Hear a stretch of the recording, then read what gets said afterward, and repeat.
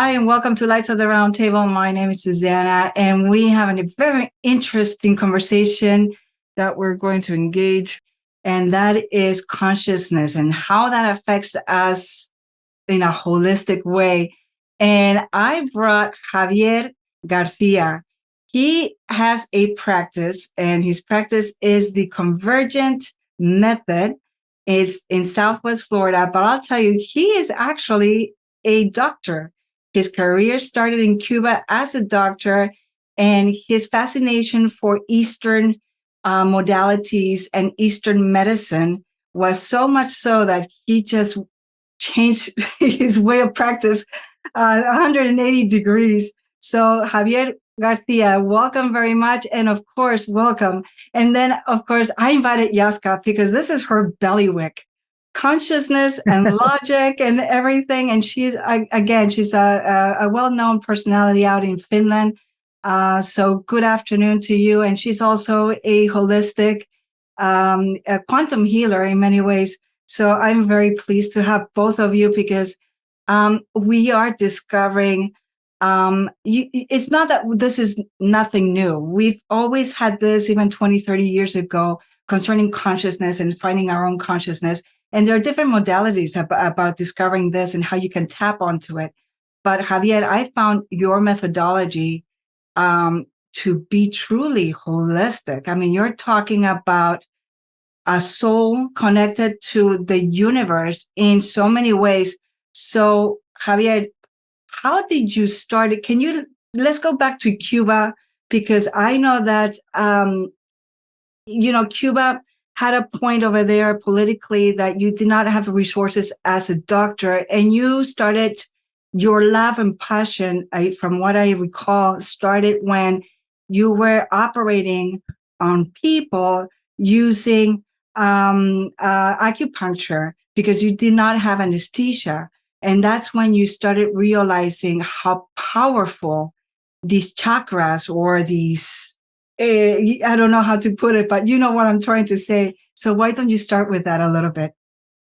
Yeah, well, thank you. Thank you for having me here. It's really exciting, to start sharing and learning actually from everyone, because that's actually what everything is about, sharing what we know and learning what everyone else knows too, That's a way to create networking in real time. So yes, I became a physician in Cuba in 1994. It was a conventional program, as everything in the Western societies. But my passion, it was always not to go and expand all those empty spaces that the transition through the studies, always live in my mind, and that started guiding me, towards the Eastern modalities of healthcare, and so I was forced actually, from, as you say before, from all the life that we have in Cuba, with the lack of resources and lack of access, to basic healthcare, they introduced acupuncture as a way to start giving some resources, because the lack of medication, it was hard to treat people, and it was actually a group of Korean physicians, they came to start training. And actually, that's the first time that I saw them actually doing surgeries, open surgeries, on people just using needles, And to me, that was fascinating because never seen that before. The patient was actually awake and he was drinking the hydration. We was self-performed by the same patient, And so that was mind blowing to me, and so trying to understand that, so it limit, to start getting deeper, in the understanding of that philosophy, and so that was the beginning. It was a short time that I spent in Cuba as a physician because in 1998 I emigrated, to the United States. And here I became a massage therapist. It was a short career because I was already looking for more alternative way, because pharmacology, it wasn't the main reason that I was looking, to heal people, because I didn't see any big benefit from that, no, other than dorming biological functions and creating stagnancy of many processes. So that's not the way for me, my understanding, so I start getting deep in all these Oriental modalities, and that led me to China to learn so many things with the Taoist monks up in the mountains. And so that was the beginning of deep knowledge about mind, consciousness, and how to actually, create alchemy in the internal aspect of the human body, So that's the basic the basic preamble that I can give. There's so much to speak about that, histories and Yeah. um, Because you did spend some time traveling in China, you were in Tibet, so you actually did immerse yourself into those kind of modalities. So Can I interject? Yes. I just want to say that I love this story because basically I've been also trained in acupuncture as a traditional Chinese medicine, and when I went to Bhutan and went to the hospitals there, you know what they say there in the Western hospitals door? It says all drugs are poison, because they know that drugs are not the way basically to heal anybody. They might be a way of, like a temporary relief for some kind of ailment, but for long term and for us healing, it's not going to happen. And I just love the way Chinese and Tibetan and Bhutan and all these countries, how they use this very, very wide way of looking at the human being and the cosmos inside of it. So Well said, because I think that it actually I was trying to Google right now the Convergent. Oh, here we go. It's already in my system. In Javier's website, it actually says that what his passion is to heal people, but not, what does it say exactly? It says to heal people, but not in a holistic way and not with medicines or something like that. I'm trying to look at the page. He knows his website better than I do. So it's not by using drugs, it's just by looking for all the awakening all the internal tools that we have to heal ourselves, no? So it's a discovery that we have, in the personal, at the personal level, not to do. It's personal work, no? The healers, we can teach and we can be mediators, in all these processes for people, but it's a personal decision, to go and decide to start healing things. So let me ask you then. So your practice is called the Convergent Method. Why such title? Why the Convergent Method? What is so special about how you do things, how you approach things? The Convergent Method actually comes from what is the conscious frame that support, my business. It comes from the global convergent logic. Is a body of knowledge that is actually emerged in Argentina with Alejandra Casado, and she's been actually delivering all this information that really strongly resonate in my DNA. I think the logic found me finally, because that's what knowledge usually in my interpretation happen. The knowledge come, resonate with you, and awake that knowledge in you.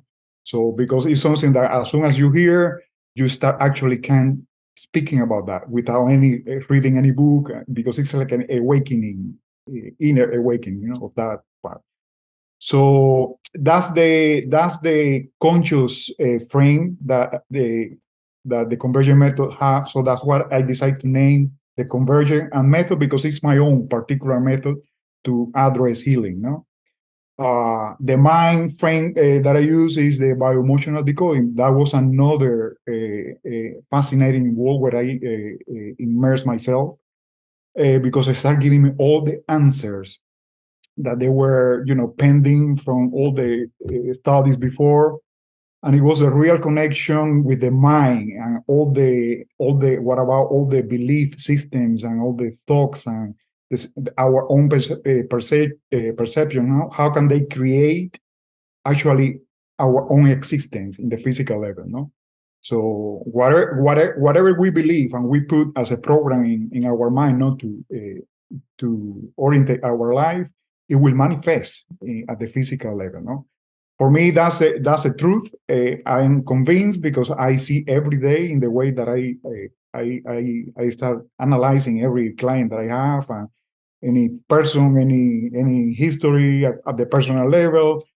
So it's fascinating to me how easy it could be actually heal, no? When you understand all these tools, and that's what I want to share with my clients, no? It's easy, it's not complicated. You don't need to go into that heavy war of drugs and complicated, that just one drug will create so many other, complications in your life that you don't want that, no?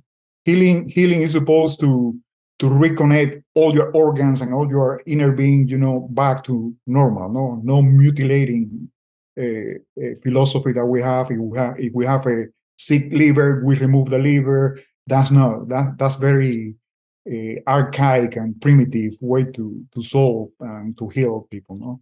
So healing is reconnecting and bringing back balance, no, and harmony in the. Mm-hmm. Yazka, yes, go ahead. Yeah. I'm like, I'm getting so many signals. Okay, say this, say that. I'm sorry, but this it really gets me so excited all the time when I speak with is the same language as in somebody else. And for me,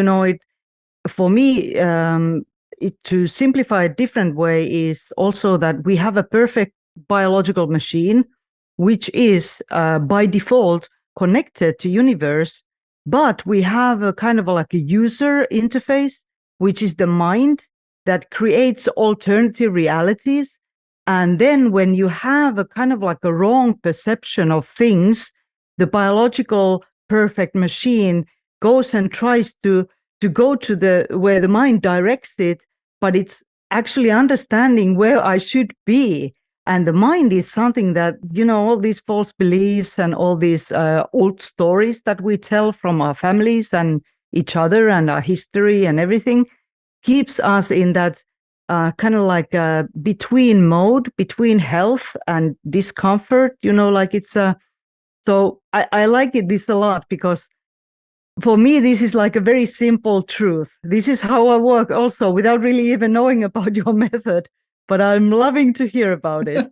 Well, I'll tell you one more thing, Yazka. It gets even mind-blowing because let's talk about the mind. Since you started talking about the connection between the mind, and your analogy actually comes from what you've learned from this woman. I forgot her name. I'm sorry. The school of thought that Alejandra is actually your head is the amplifier, and you might want to go and start there. And I think you even have some slides that you might want to share. But yeah, start talking about how we are amplifiers on Earth.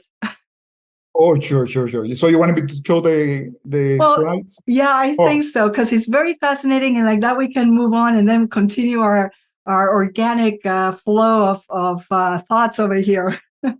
I want to go slow because this is really deep knowledge, and I don't want to create so much. Well, just give us a 40,000 foot view. I actually said it right for once.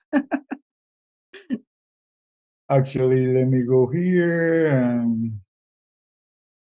But you had the one with the amplifier. Yeah, good.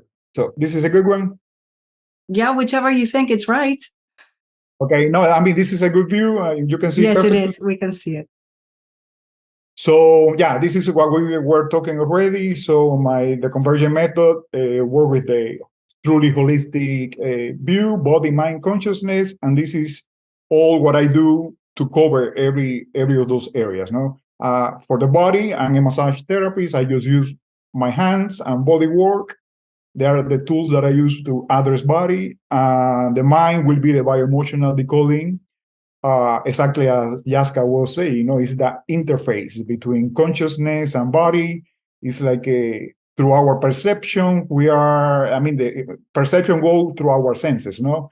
What I see, or what can I touch, or what can I hear, smell, it start creating a perception of the reality that we are independently living, no?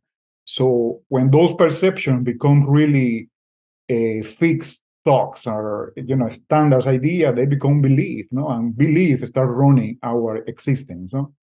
And it's only through the emotional state that those perceptions and that way to think, no, start making us feel good or bad. Is that the emotion becomes the GPS of what we have to fix at the mind level, no? So it feels good, keep going, no, and keep increasing and keep adding more good stuff to that, no. It doesn't feel good, so start suffering and all the pain that caused that way to think. So it's telling you already that there's some work to do there, no, to add probably new perception that start helping, no, to start increasing the feeling towards the good part of the emotion, no. Because every time we add something that it feels good, it because probably consciousness is filtering through that new perception that we are using. At that, speak about coherence, no? Because all this is coherence. When we establish a sense of coherence between body, between mind and consciousness, we become conscious beings, no? So because we reestablish that flow from the upper, body that start that support actually the existence, and the existence become the increaser, or it's like the increased consciousness for the same body that is.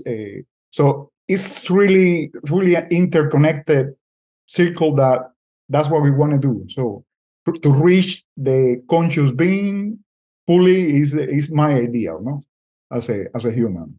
So where is my amplifier? So where's the amplifier that I'm so much looking for? That little slide that you have where it really connects, because I think that we'll go to Alejandra later, if you don't mind. I just wanted to make it simple for the audience, because this is something really new for a lot of people. And I want to I resonated, and I think most people would resonate when you start thinking, oh my gosh, my head, my mind is actually the amplifier to Earth. And that's where I think we can connect a lot of people. It resonates with a lot of people. So I just wanted for you to expand on that. So. Yeah, this is actually the reference graphic that we use for everything, no, in the logic, because that will give you actually the first understanding that we are multidimensional beings, no? Even in the physical plane that we are experiencing, everything are converging all the dimensions that support that, no? So we become this like a story where actually this number 7, as an observer, where for our reference down here, it doesn't exist.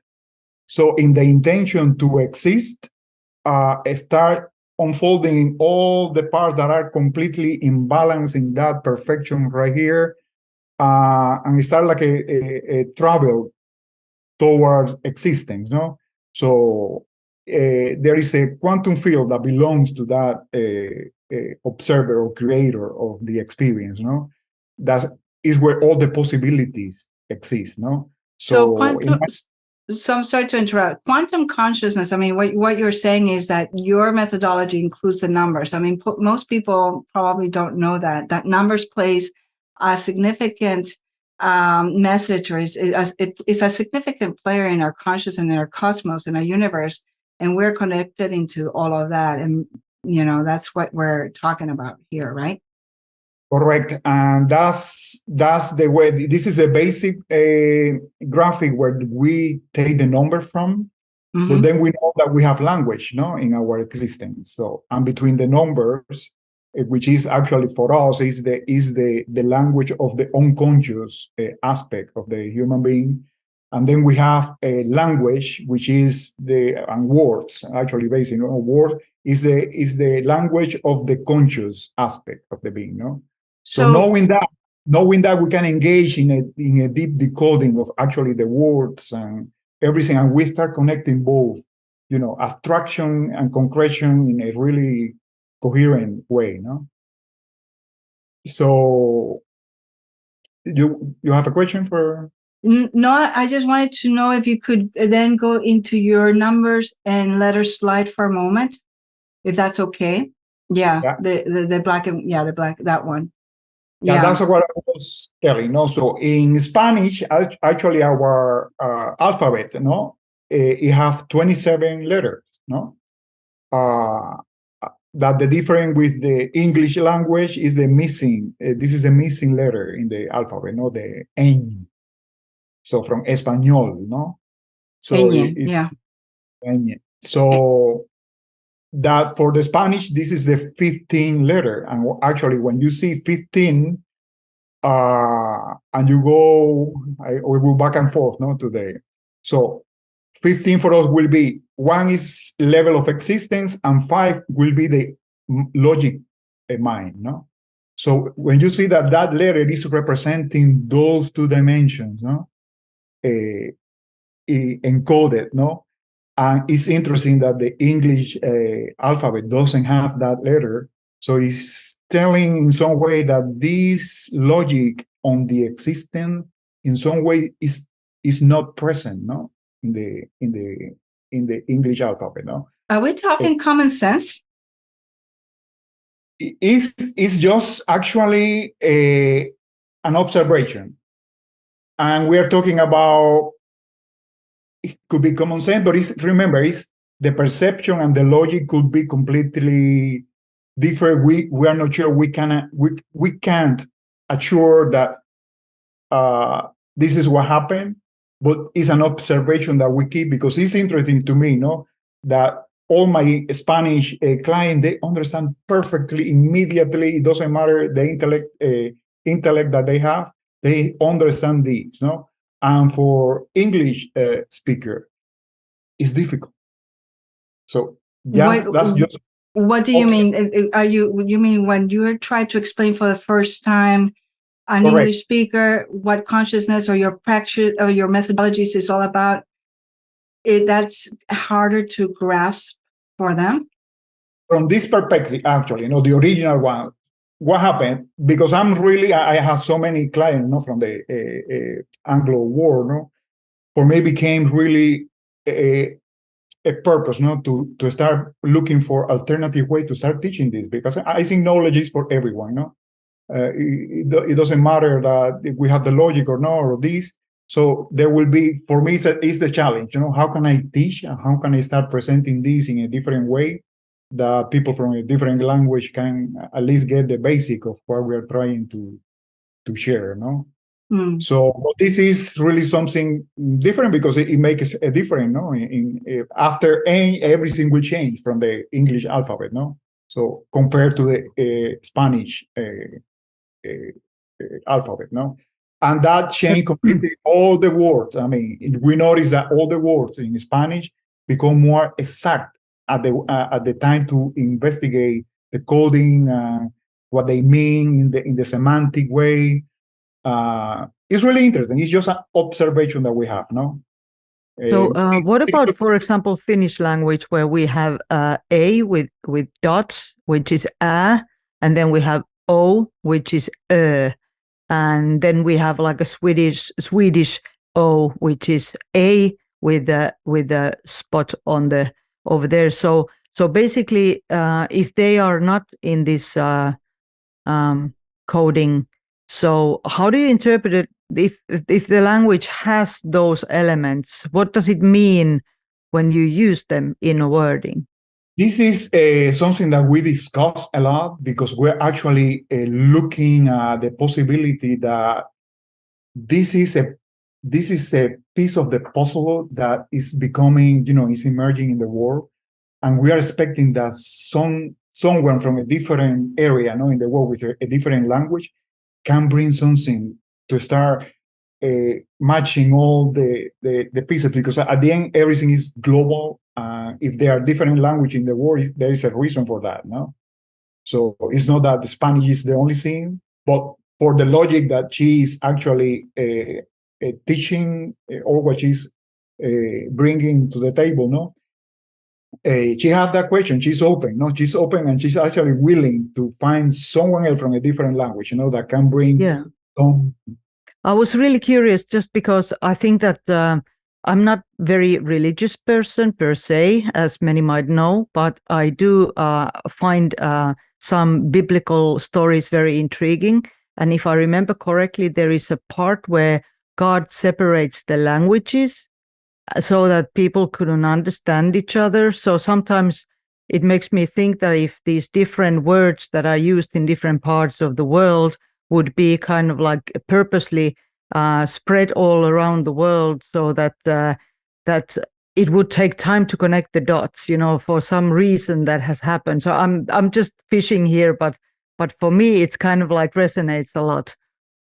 Yeah, it's really, I mean, we're really open, and she's really a humble woman that she doesn't like to give interviews. She said, we're not ready yet to spread this because there are so many questions that we have.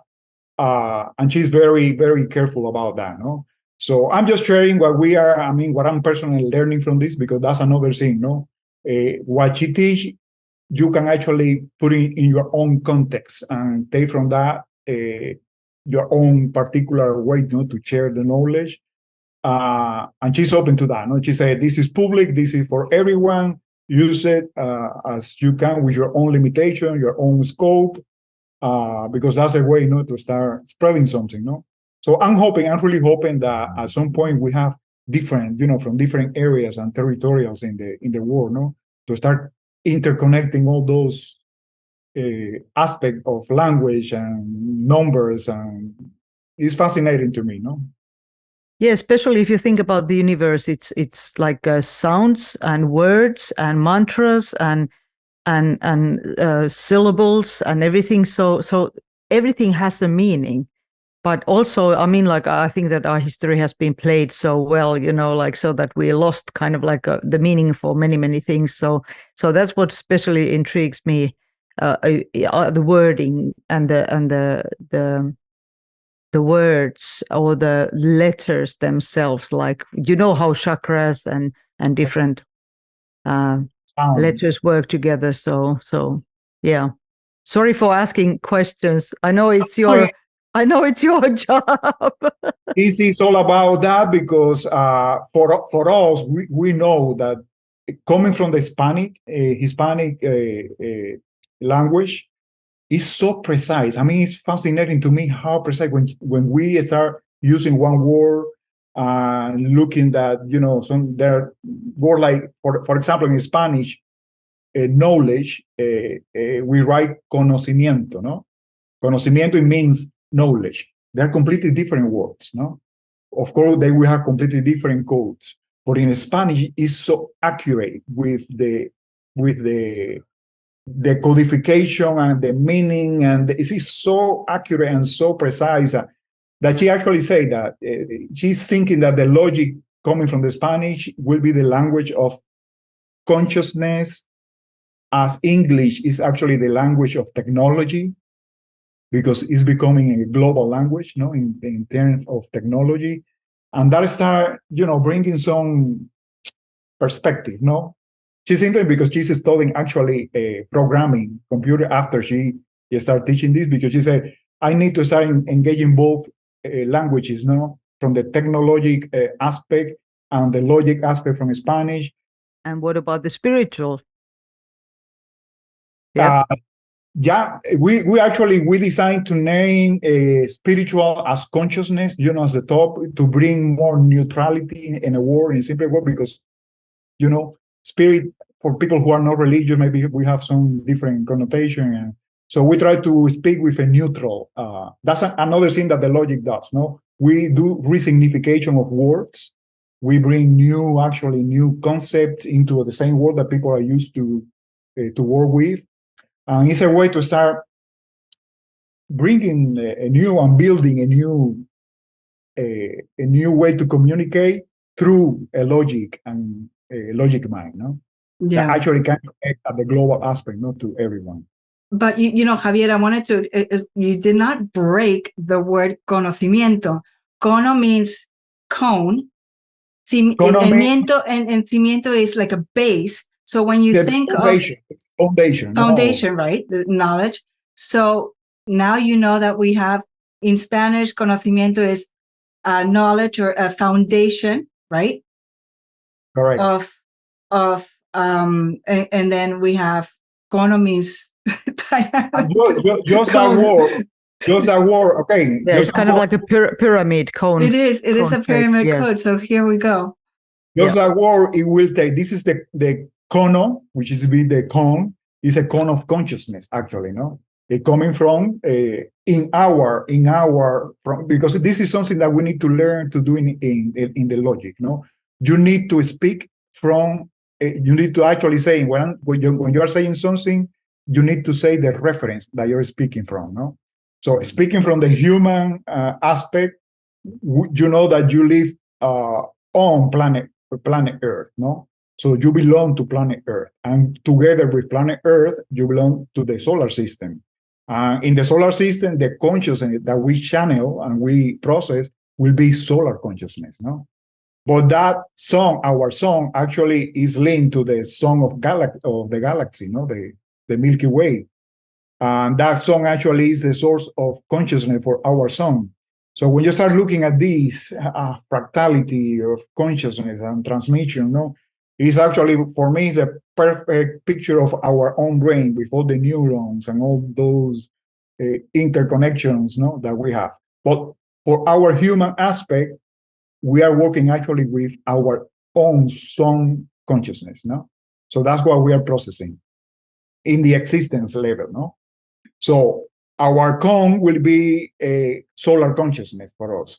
But since we are living on Earth, we have actually the cimiento, the foundation, will be on the solid aspect of a legitimate, planet of the solar system. No, it's the one that actually do as an anchor of through our experience, no, physical experience, all our memories and all that become actually gravity.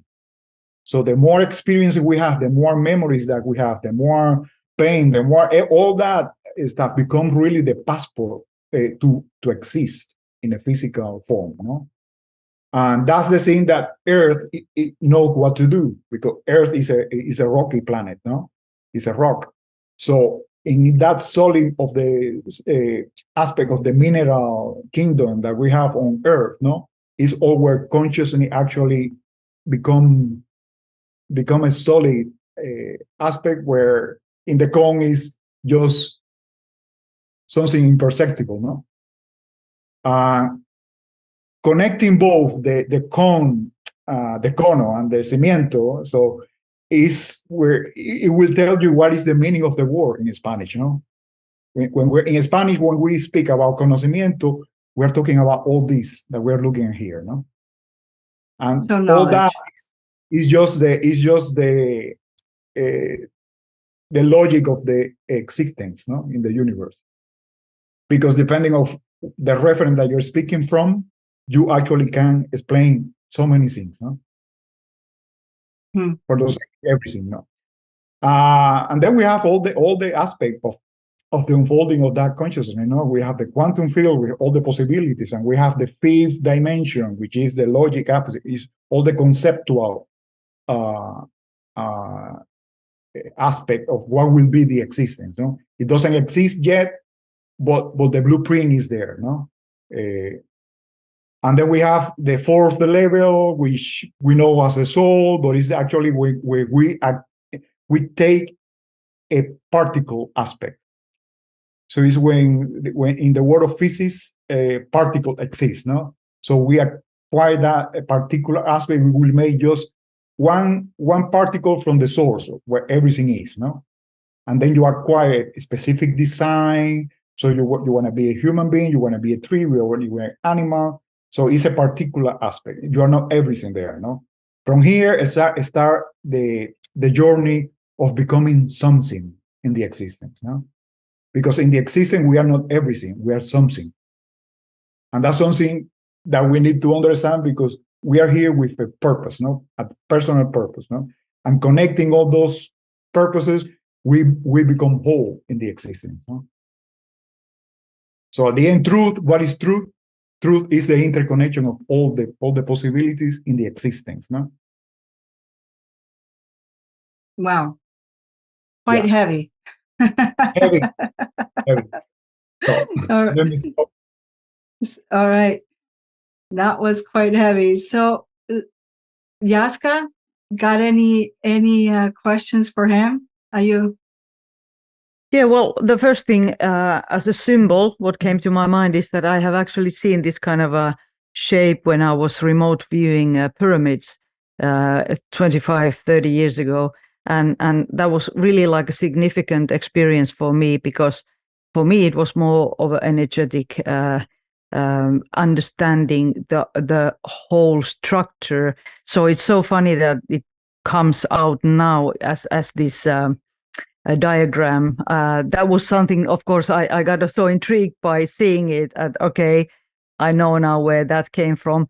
But I think it kind of like, even if not all the details are not very clear to me, like what you were explaining, because I mean, like this is just a random, very quick explanation. So I think that you would need to dwell quite deep down to it. But it kind of like resonates with me a lot, because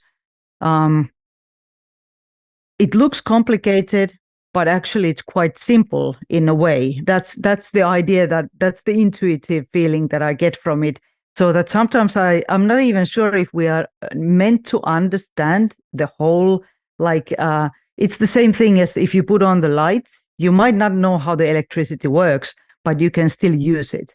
So sometimes the engineering part and the nitty gritty understanding of the whole structure, I don't think it's very significant for me to understand the whole thing. But I think I got a hint, and it's really interesting. I mean, like, what you didn't really tell is that what was the origin of this thing? Like, how long has this Alejandra?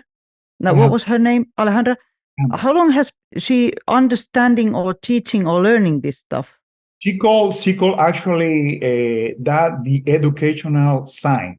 It came actually back in October of 2012. She was actually doing a similar trajectory like mine. No, she was studying bioemotional decoding, and she was a therapist of holistic therapies.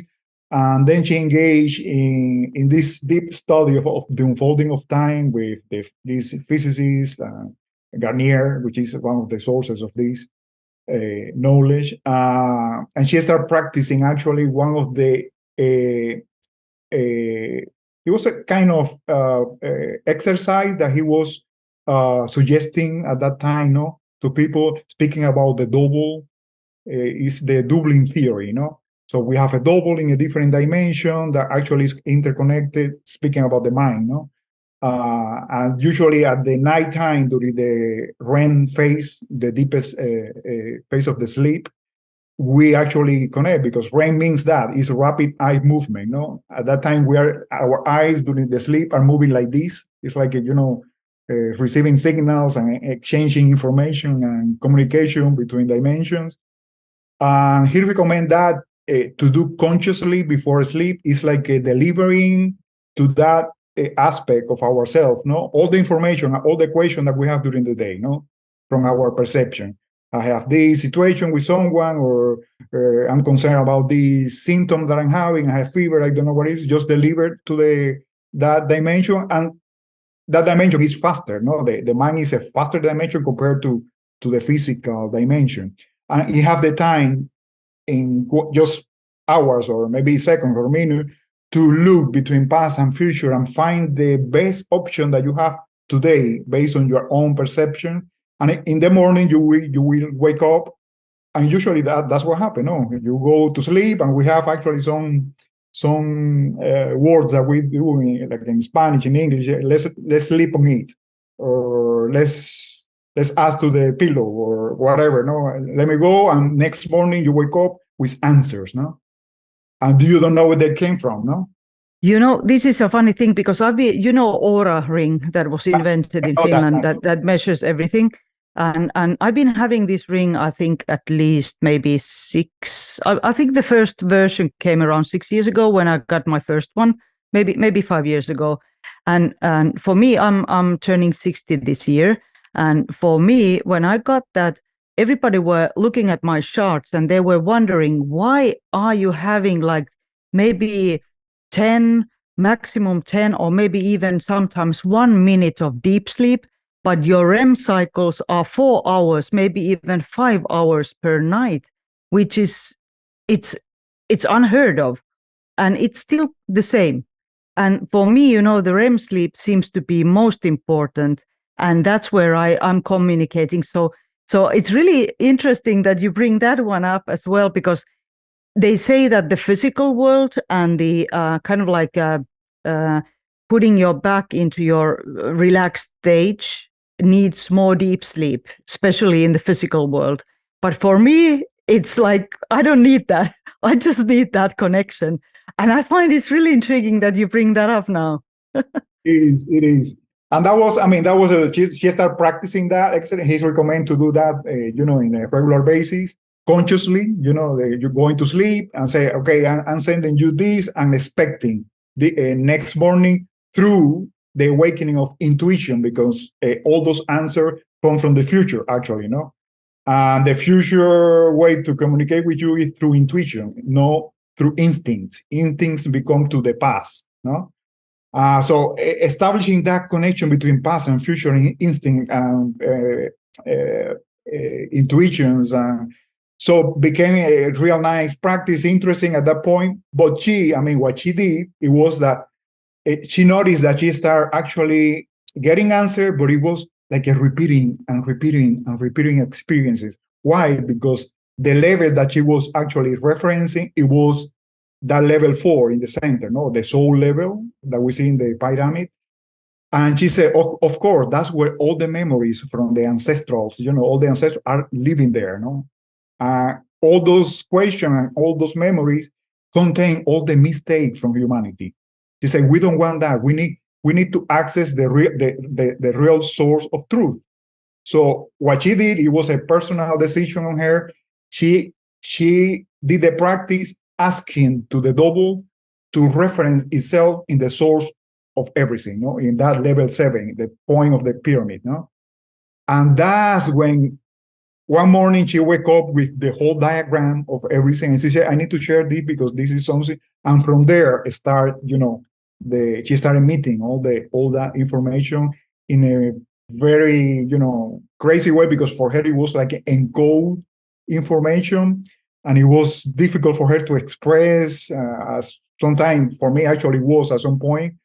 It's recently that I actually decided to start speaking in some way, actually translating from Spanish to English in order to bring some light on all these perceptions. It's the only way we have, The more we speak, the more we share this through questions from people, is that we are able not to organize all that knowledge. And that's the way that she does all the events, she puts something on the table and people start asking, and from there she starts delivering all the information. It's really interesting. But that's really, really interesting, because this is basically it kind of brings me, because I do a lot of like teaching and lectures in Finland and streaming as well. And for example, this week I had a lecture about health for few 20, 30 people, and we were discussing a lot of things. And what I found out is that when you're really in the zone, you know everything. And it's funny because sometimes that you haven't really even read anything about the subject. It's a direct, information. And I really enjoy that, because it has nothing to do with me in the sense. It's just like you speak out that, like you're saying, the truth or the knowledge. And that's the feeling that I get, that it's pure knowledge when the ego is not mixed in that, so that you're not trying to gain anything. You're just trying to speak the truth. And I find this is like, and if it comes to the healing, then I think that our job is to guide people towards their truth, and then understand what they need to do, instead of trying to heal anybody, because that's how it can't be happening any other way, in my opinion. I don't know if you teach this structure to your clients, or how are you spreading the word, so to speak? Yeah, actually, that's the main concept that she started developing, self-reference. he said, you can't do all this practice or all these, put all this in practice if you don't develop self-reference, no? Because when you are in external reference, you are just a follower of something. You are not developing your own mind, no? So, and that's interesting in these times that we live with social media, with followers, and it's different to be a follower of something that you are like a copy paste of, that person's mind. And when you take a reference for someone and you resonate with whatever someone say, and you use it for yourself, no, on your own. So you have your own permission, no, to use knowledge for whatever you are bringing, because everyone is bringing something to this universe, no. So until you develop that, the universe is missing you, no. Otherwise, you will follow with someone. That's a very beautiful way to put it. Until you discover that, the universe is missing you. That's a good one, because and I'm just also resonating a little bit about history and what we've been taught thousands of years ago. I mean, people think that we build the pyramids and all that stuff, and the concept of history itself has been so skewed. And one of the a friend of mine told me something about the Druids. The Druids were they were one of the first quote unquote people on Earth, and they're from Ireland. And they migrated, but they were known to be very powerful individuals, people. They were healers. And we have forgotten how to heal, how to be healers ourselves. And yes, there are healers out there, whether it's a Jesuit or a shaman, there's a lot of imposters, but from every imposter, there's one very good one. And you have to ask, how come? And I think they contain in their DNA, and they have been able to tap into their own sources to create that and show everybody that that they're healers and we can heal. And they can heal, and we are healers ourselves. So I think that we're having a little sort of like the boomerang effect, that after so many thousands of years of being told what we are and what we're supposed to be, we're suddenly in this ascension process that we're having, whether it's which is a collective political, social, economic ascension that we're finally seeing in our own eyes being created. We are having this boomerang effect at the same time, and we're tapping onto the past and telling us that, hey, don't forget that past, because that's part of it as well, where we're ascending and when we're happening. No, that's how I see it a little bit. I don't know what your thoughts are. Well, I'm not sure if I'm answering your question now, but how I see also is that when you said, Javier, that the universe is missing you, or you're missing from the universe when you're not taking part of the whole show, so to speak.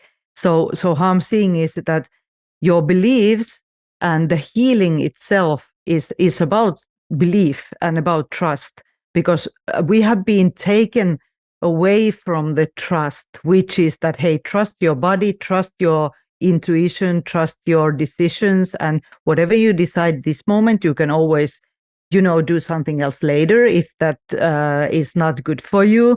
So you're basically not making any mistakes.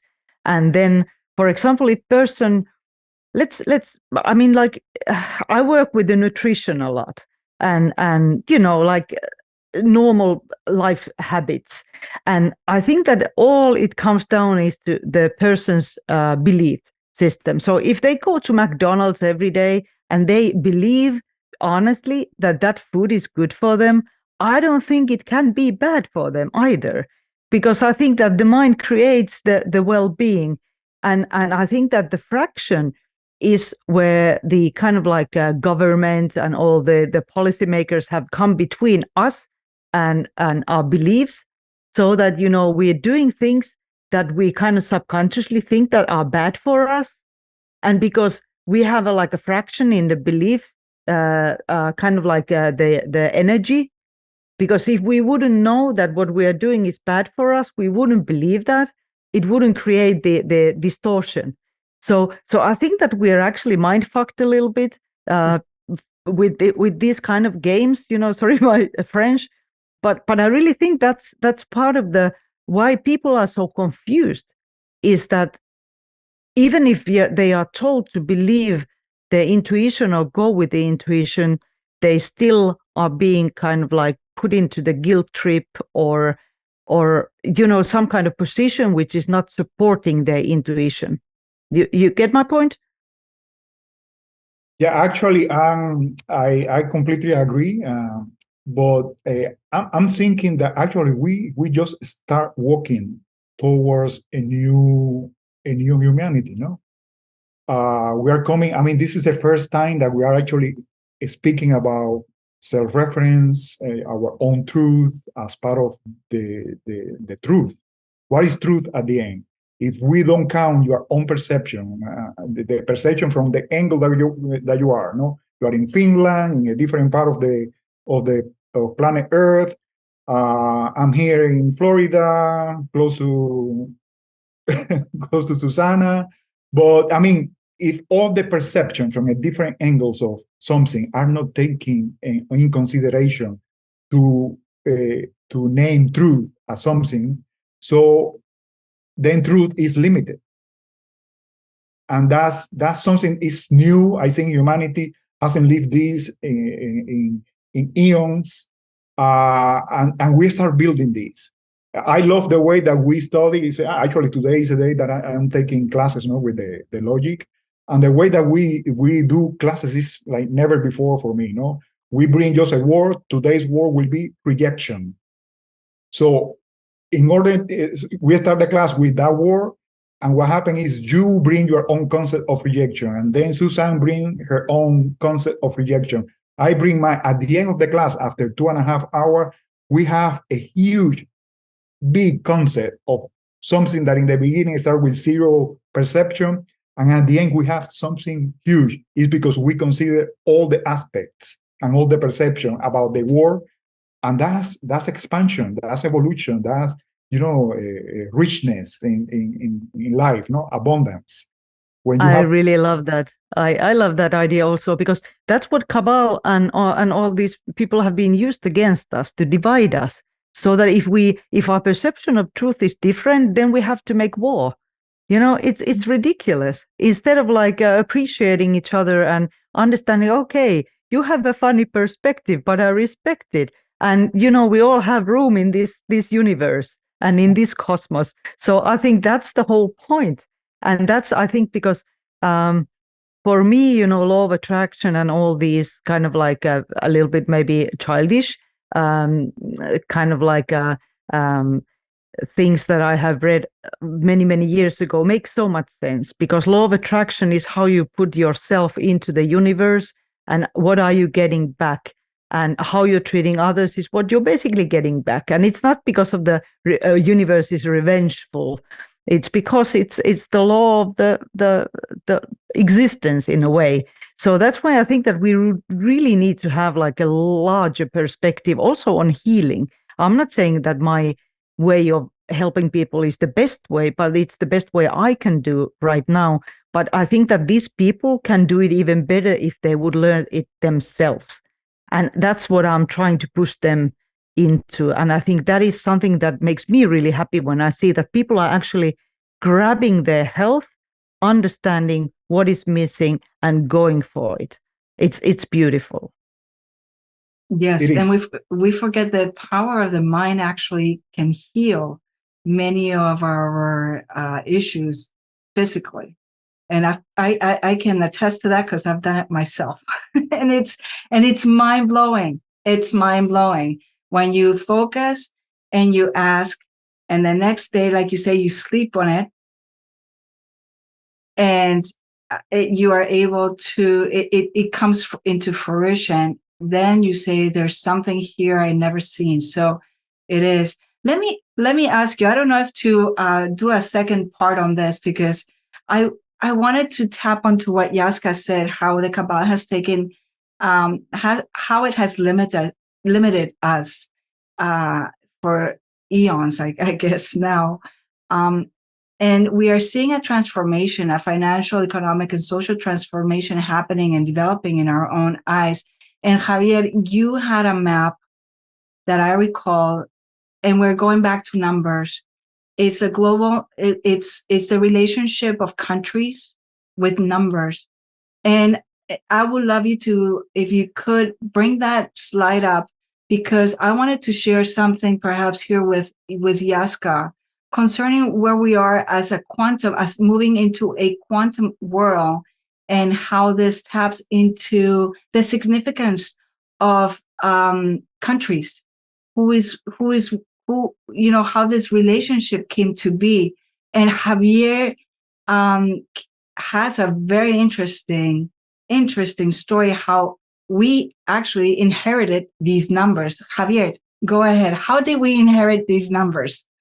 This actually come from, when we were always looking for global information. No, it's those moments where worldwide we decide to go towards one direction, because then it means that the collective is deciding finally, together to go and do something at the same time. No, and this is coming from the International Telecommunications Union. It's the oldest global organization on Earth, on planet Earth.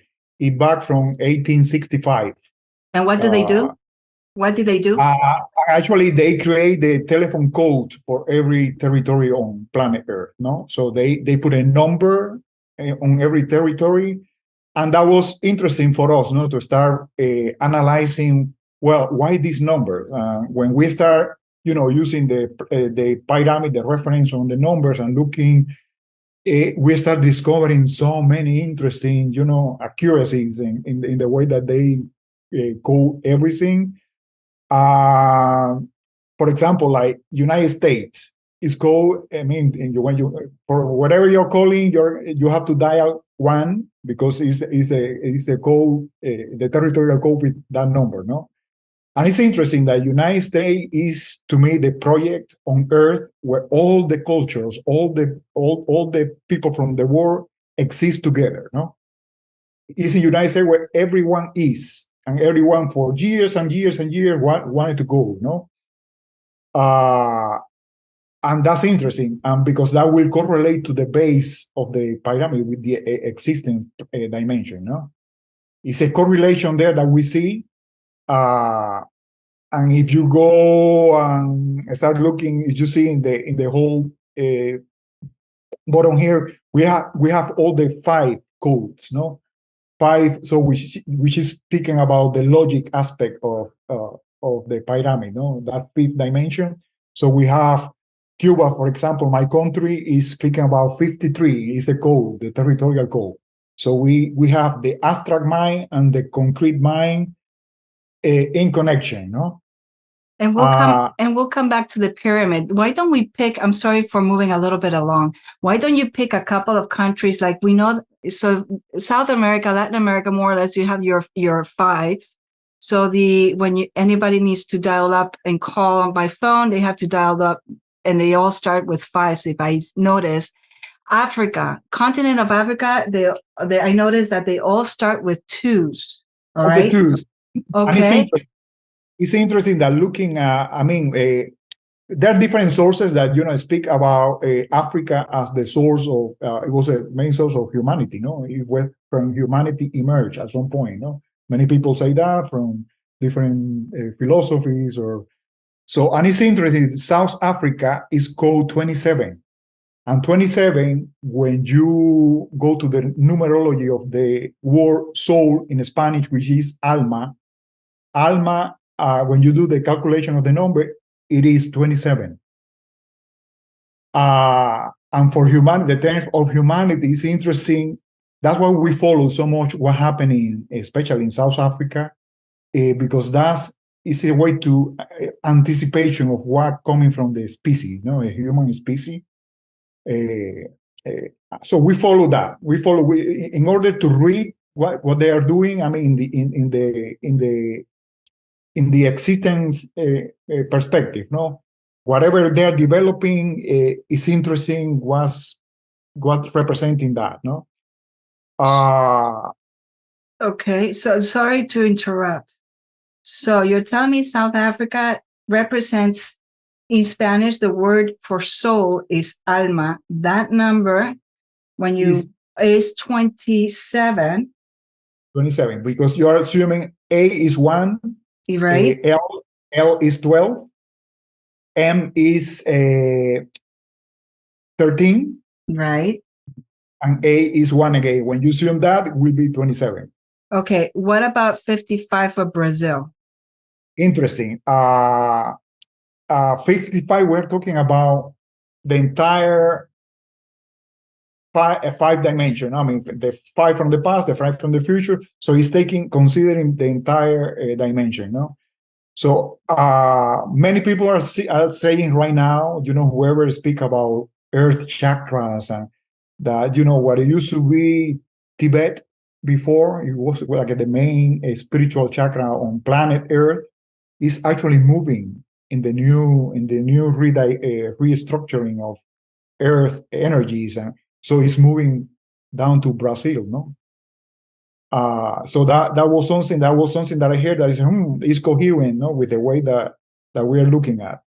But it's just a perception. I'm not saying that's the real thing, but it's coherent, no, with the numbers, and so.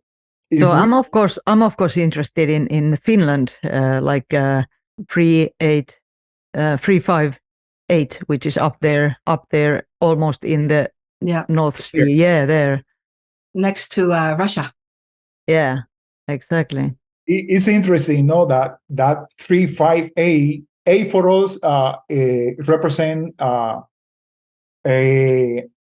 like in music, the new octave, when we move from a new octave, so it means change, it means communication or something, new possibility, and we have actually that interesting codification again, the number 5 and number 3, similar to what Cuba has, and that representation again, that's why all the possibilities that every territorial have, it will complement the integration, no?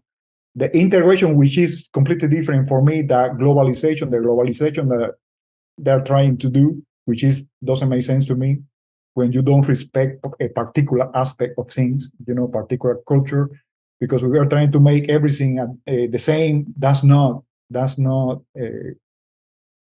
I understand from globalization. Globalization, I have to respect what Yazka is bringing, what you are bringing, and how can we integrate that, for something better, but not deleting or erasing a particular aspect of something, no? But that's Finland. I mean, Finland is speaking about that. I don't know the history completely of Finland, what they are,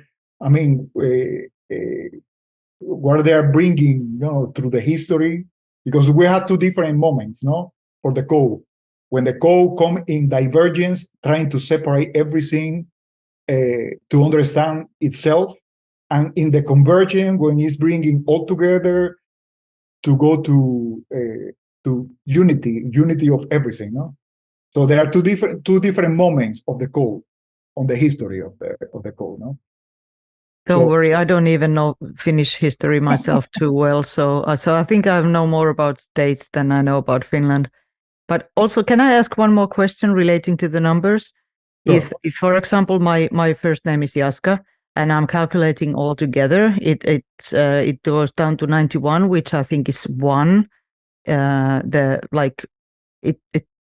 kind of comes down to number 1. Yeah. And if I think, sorry. Different with the classical numerology that you simplify to the very, very simple unit. Yes. So it would be 1 in that case. We keep actually the sum. I mean, it's 91. That's what we read, no? Yeah. 91 comes down to 1 because it's 10, which makes it 1, right? But we don't simplify. We read 91. So 91. Okay.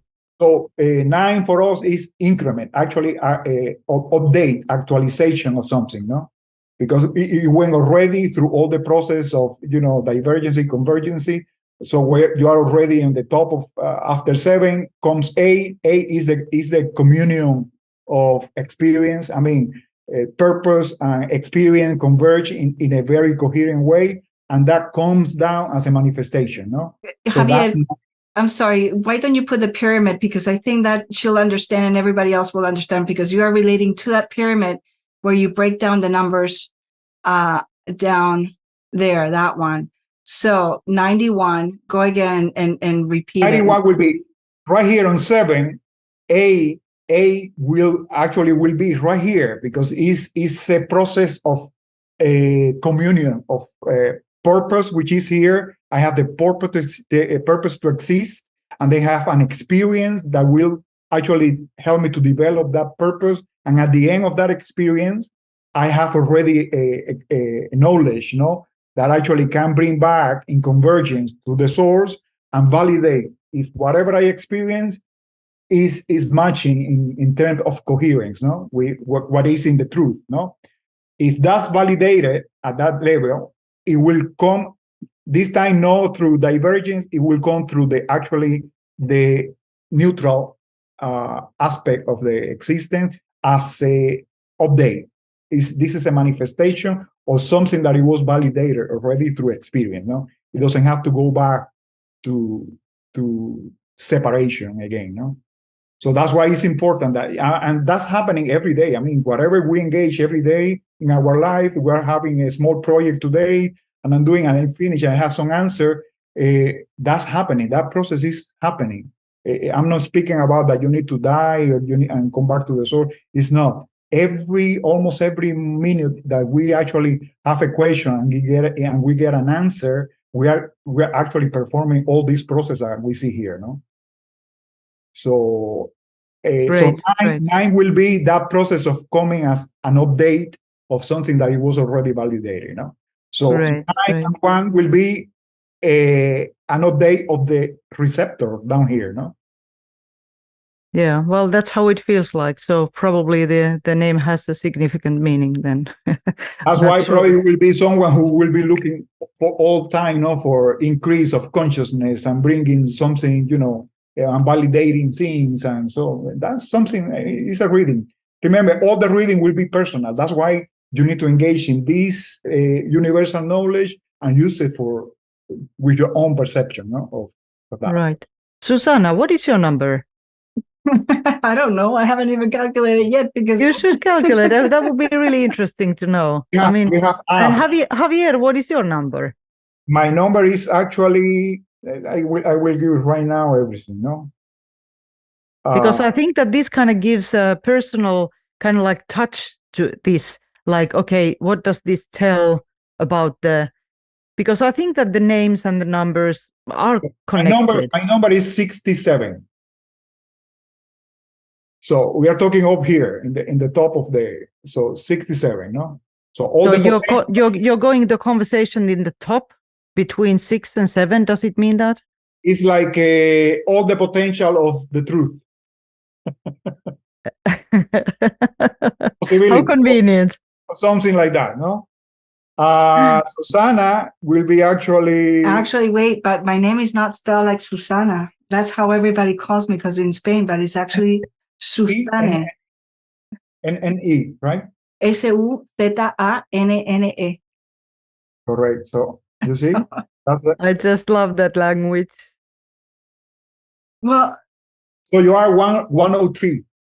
103. What does that mean? So it's interesting. You're looking at 10, number 10, or you can be looking at just 1, 0. It will mean here is the connection, Is all the dimension connected right here. 0, 0, 0, 0 is that point 0. You have 1 and you have 3. 3 is the world of perceptions. So you are combining number 1, the existence, number 3, perception, in connection. That's what the names speak about, Yeah, it's if you add the last name, that will give you the totality, the real thing. Well, that's a good start, I would say. It feels that way. It does feel that way. This word is just fascinating, because I mean you are into a realization every day or something, because things that you never saw before, you start reading some possibilities. That's the way that you start like opening the the understanding of things. In the beginning, I took it like a game because it was too deep and it was too actually complicated, to start understanding and bring readings important. As many of the people in the logic, Alejandra, so she can see things that no one see, because she's already in a different level of perception, and that's what we respect all the time, Wherever you are, whatever you can read is perfect, because that's your reading. That's beautiful. And it's important, no?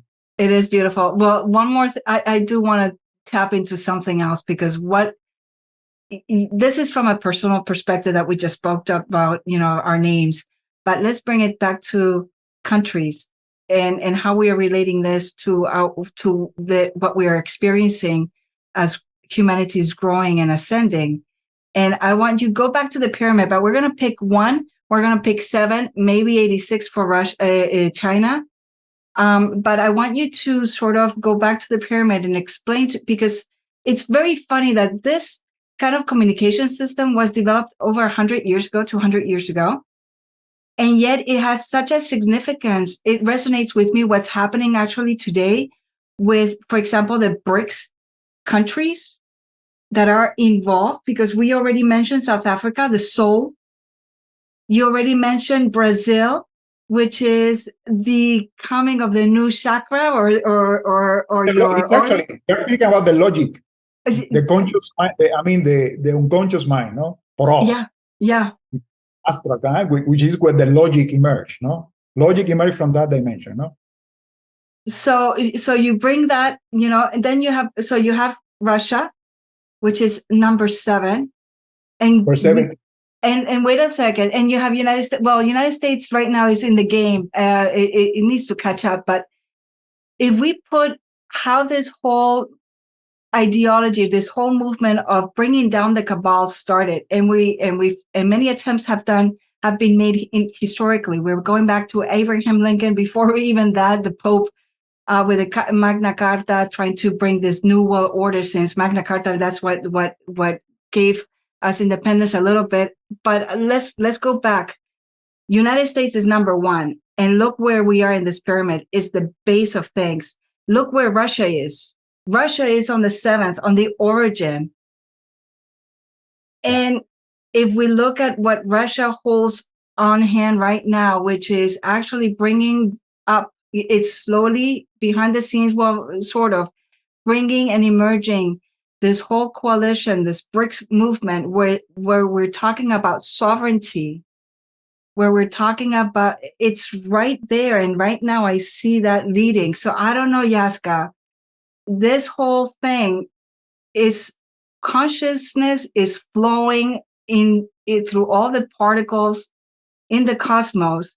And when I related some of these numbers and to what we're experiencing in the quantum stellar initiatives with D-class decoding what's going on in our social and political and economic world right now, and how we're trying to bring down everything in order to rise this pyramid, and the significance of why these numbers have been assigned 200 and some plus years ago is mind-blowing. I don't know. So I want a little bit of a conversation on this. Javier, please help us out. This is your bailiwick.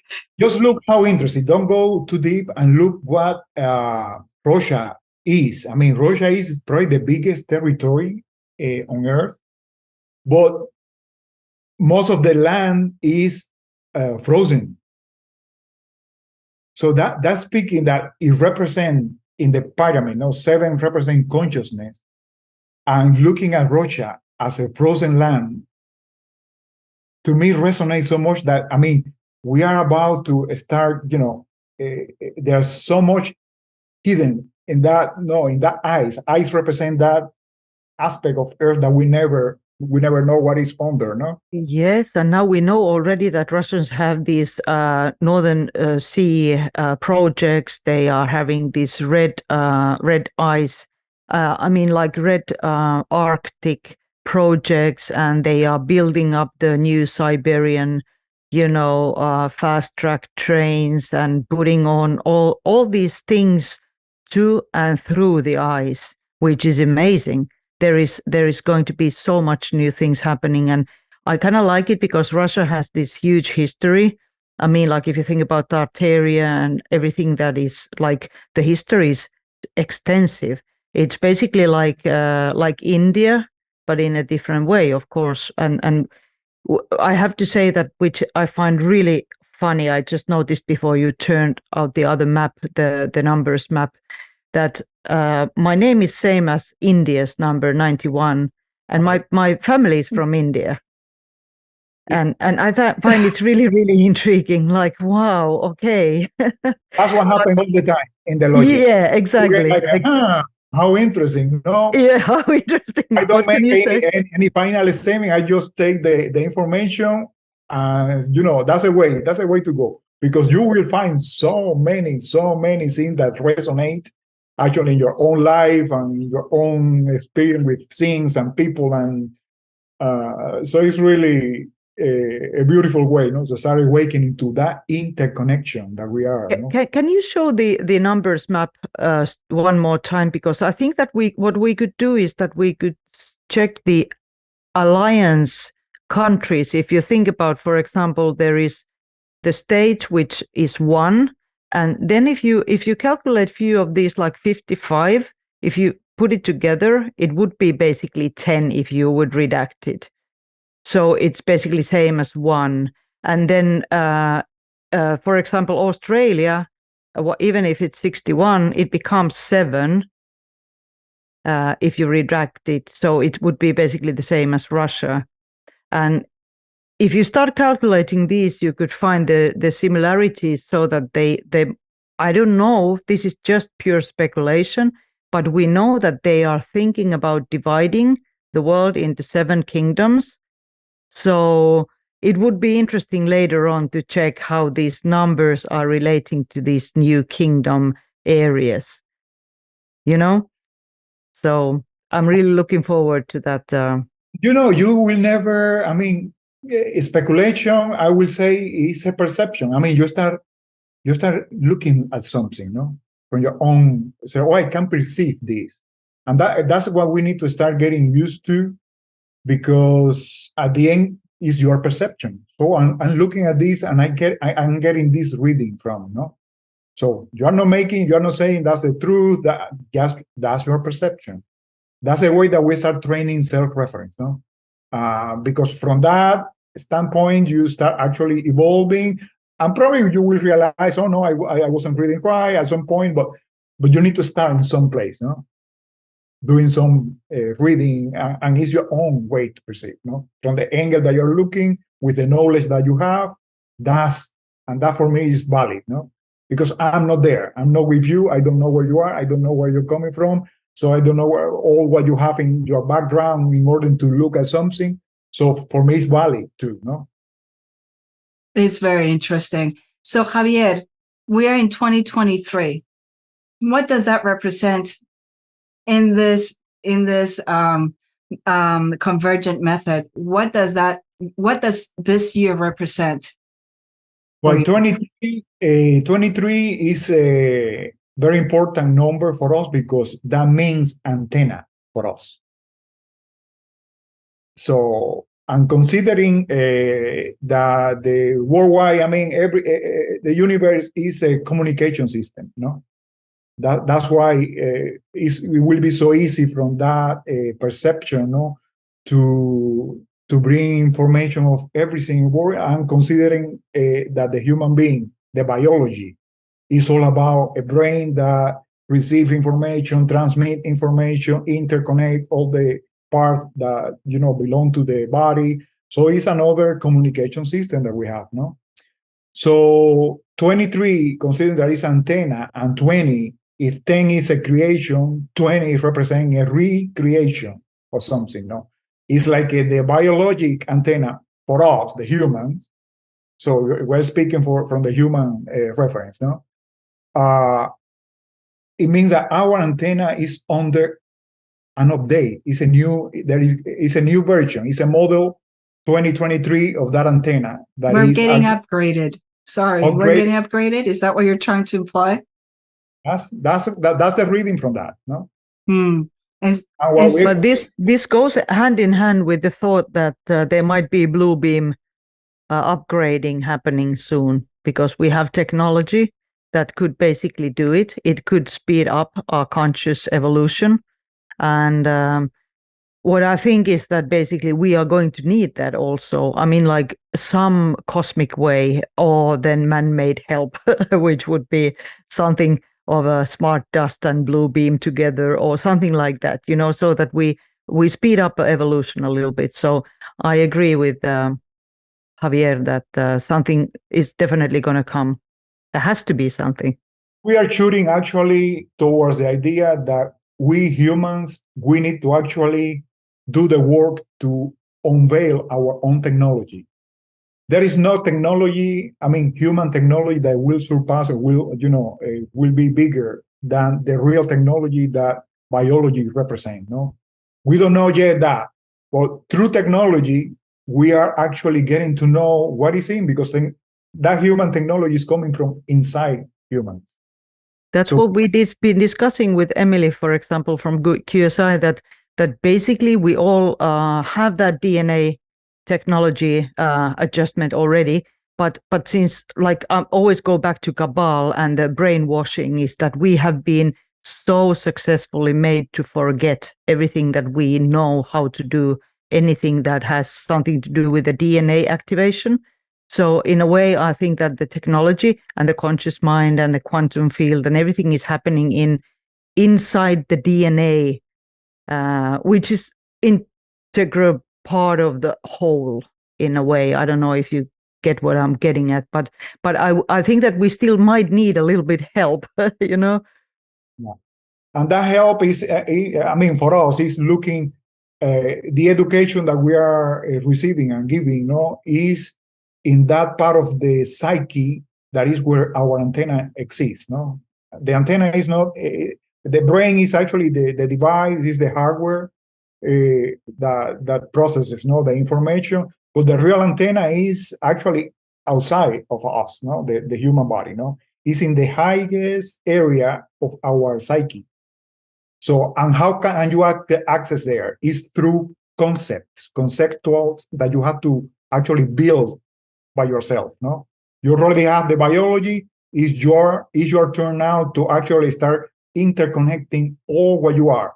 And in order for that, you need a source of knowledge that actually gives you all this information. That's why I find fascinating, no, the logic aspect, because it's giving me all that. No, what is biology? How is the mind? What is all the aspect of the mind? What is the concept that I need to know in order to reconnect coherently that part to the body? And then boom, consciousness start, filtering through that connection that we consciously have to do. No, so I have to say that I kind of agree, but I also disagree, because I think that so many people might have a kind of like a idea of that concept, but because it would mean that they would have to learn and put time and effort into learning what this all is about, and it's going to be really, really tough when the stressor is coming from the outside. So I don't want to sound like negative or anything. No. But I really think that, like, that's a really positive position to think that just because we have the information, that people would automatically learn it and be able to use it. It's no, you're right, and that's something that because I actually talk about that. How can people that I know that they don't want to actually read anything or getting engaged, how can they evolve? No, and we know what is that process. Actually, the right people, since this work through resonance, internal resonance, no, the people that are in the mission of process this information are already processing this. And what happens, since we have, beside our own mind, we have the collective mind. So any coherent work that you at personal level do for humanity, it will go to that pool of consciousness for the human species. And actually that will be filtering for the people that doesn't have. That's the way that new babies the babies that are getting born right now, they come with all the software. I mean, all the work that we have been doing for so many years, they're getting free because they are emerging from that source of information. I totally agree on that one. It's so All it's right, the all right. 1,000 monkey. Hey, Susanna, before we finish, can I just ask one question from Javier's Please. thing? It has to do with the raising of the consciousness. So, for example, Jack Kruse, a neurosurgeon, talks a lot about the effect of light, and because we have those light receptors in our cell, in the body, in each cell, and those are they have a very much to do with our conscious evolution as well. So, how do you see that if for example, if the sun would change its brightness or the colors a little bit, would that, in your mind or in this concept, affect our evolution or consciousness? I mean, we are. This was crazy when we get into this realization now that actually at the existential level, no, that we are living the past memories of the sun. For what the sun is mind, for us is matter. That's big. That's something. I mean, to me, it took me time to understand that. But is the sun that our sun in the solar system is the one that is leading our consciousness? No, is getting into collecting all the information, and that's why we have a solar system. No, all the planets have a function inside the solar system. No, and that function, all that processing of information, the Earth have a mission in that part. No, as a very active, is the only planet that have the type of life that we are experiencing, and that's something. And realizing that humans are like the neurons of that brain that the Earth is, and the mind is the sun. When you realize that and can interconnect all those information, yes, we need the sun actually in order to exist. No, and whatever the sun decide to process it will be our future. No, in some way. No. I love the idea that sun would kind of like collect our collective thoughts and intentions and then reflect it back on us. That would be so beautiful. That's why we are so useful for the sun, because we have that chance for the sun to look back through our feedback to that inner communication system of the mistake, because sun made mistakes too as a conscious, because it's not the full consciousness. I mean, it belongs to another galactic system that is bigger in consciousness than our solar system. Knowing that is so fascinating, and I feel like this tiny dot, in that immense source of ocean of consciousness, and so we have to do our part. That's why we have to await that part. I mean, my vision, and little by little interconnecting. This is beautiful what we are doing here. This is just conversation, exchanging information, and in a very, friendly and beautiful way, because that's a way that we have to live, actually, respecting people's opinion, respecting, everyone knows what they are doing. I don't know. I'm not in your mind to know what is your purpose. I'm not on Susan's mind to know what is her purpose here. Only her knows the day that she connect everything, So what a beautiful message. So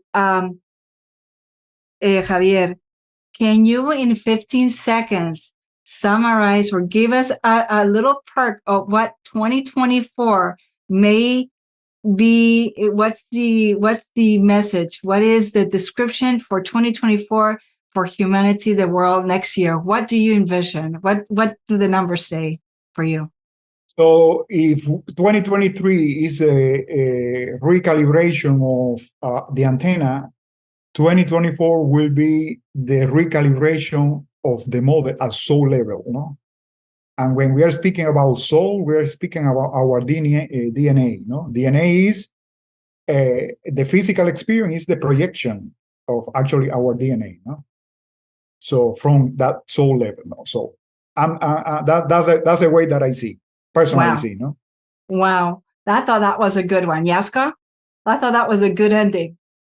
I think that was an awesome ending, and I really agree. And I totally agree. And I really think that the DNA upgrade is going on at the moment, and it will be in its peak, because all the earlier predictions for the future and everything, they stop to 24, because there is no way of really knowing what will happen after the DNA has been upgraded. So I'm looking forward to this one. We got to do this talk again. I mean, just take it a little bit further, huh? What do you say, guys? Definitely. Oh, definitely. I'm just cutting it over here. Javier, I hope you don't mind, because I'm cutting it over here so people can just absorb it. And we'll do this again in the coming weeks, because it is fascinating. And it's just, I think we're just starting to realize how everything is so integrated. Well, how everything integrates in the cosmos and the receptors and ourselves, our soul. So if anybody wants to go and check on your website, it's actually not the Convergent Method, but it's called TCM dash, and I'll put that on the visual. I think your URL channel is, let me see if I got it, somewhere hidden over here in my computer.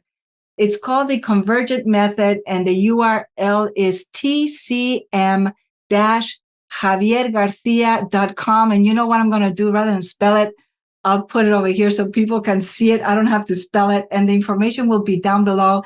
And also, please do go and check Yazka's. She's in Twitter, which I love it. Sometimes it's in English, sometimes in Finnish. But hey, we got Google Translate. So it's really funny. She has some great messages on Twitter. And then, of course, you can follow her, and you can see her at the Quantum Stellar Initiatives on Wednesdays with the team. And anyways, I'll put her website as well, in case there's a Finnish person over here that can go and check her out too, check the information.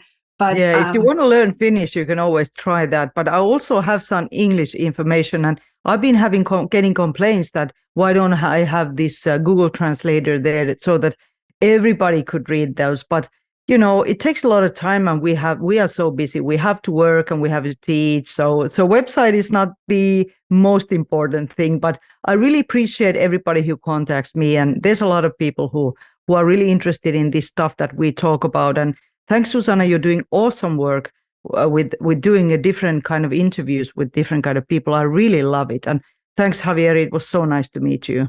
Nice to meet you too. I'm really up for this. I'm getting new into the way to start communicating this, because I have been since 2014 getting into the deep knowledge of this and studying by myself and trying to create something that I can share with people. And trust me, this is probably my first time that I'm doing something at this level, not publicly, because I'm doing personal consultations and small group with close friends and family. That's what I've been doing. But many people start asking me, you need to start speaking about this and saying things, because they start finding that is. And I'm sorry again. I'm interrupting, but it's what I love about you, Javier, is that you do have that traditional physician's role in the one, and you move totally the opposite way, and you have grown, and that is such a treasure trove of information and wealth of information that you have acquired, and you are still acquiring. So that really makes me feel good in many ways. I think it's because people have a hard time when it comes to, we want a doctor, and how can a doctor move forward? So you're very progressive in that sense. So I really, really thank you for joining us, and we'll see you all very soon with the same. I'll bring you both here pretty soon. So thank you very much. And everybody watching, thank you. Thank you so much. Bye. Bye.